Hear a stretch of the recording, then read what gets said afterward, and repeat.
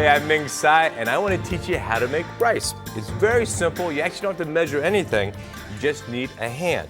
And let me explain what I mean. This is long grain rice, Chinese rice, and you have to wash it. So I add some water, and you're going to have to do this 3 or 4 times.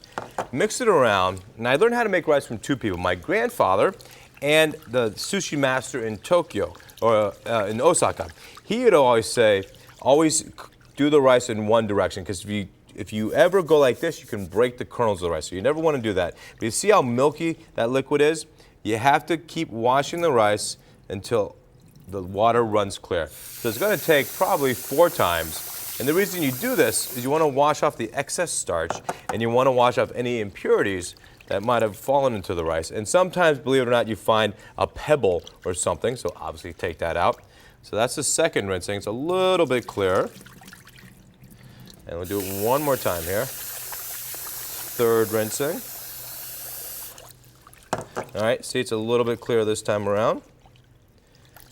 It's usually about 4 times. It's never going to be crystal clear, by the way, but it's 100% better than the first rinsing.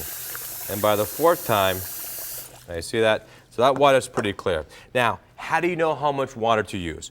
Well, I call this the Mount Fuji technique. If you can get your hand in a pot like this, you want to go to your middle knuckle of your middle finger. So that's just a little bit shy.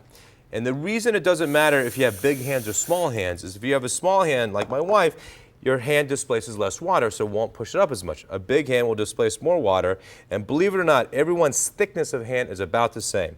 So you see how it touches just that knuckle? That is all you need, all right? So this is the perfect amount of rice to water, and then you can put it into a pot. You just got to make sure the pot has a lid that seals it tight, all right?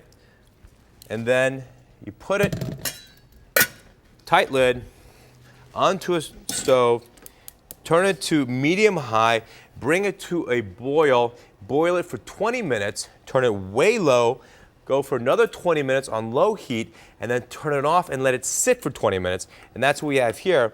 And at the end of the day, when that's all done, you have perfect rice. All right? Look how nice this rice is. Nice and fluffy, nice and hot. You can't get better than that. Now, you want something even easier? Use a rice cooker. This is the inside of a rice cooker. This rice in here has already been washed. And the problem is some rice cookers are small. And by the way, these are like $20 and $30 now.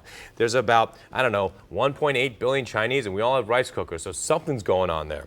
Now, if you can't get your hand in like here, the other technique is take your index finger and bring it up to your first knuckle. And you just touch the top of the rice until it touches just the break of your first knuckle of your index finger.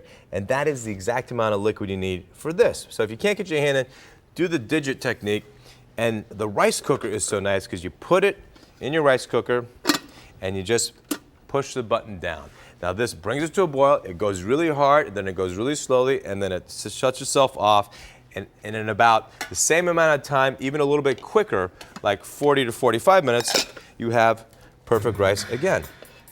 So there you have it. So if you want to get a rice cooker, that's the easiest way to make rice. If you don't have a rice cooker and don't want to spend the money, you can make it in a pot. What could be simpler?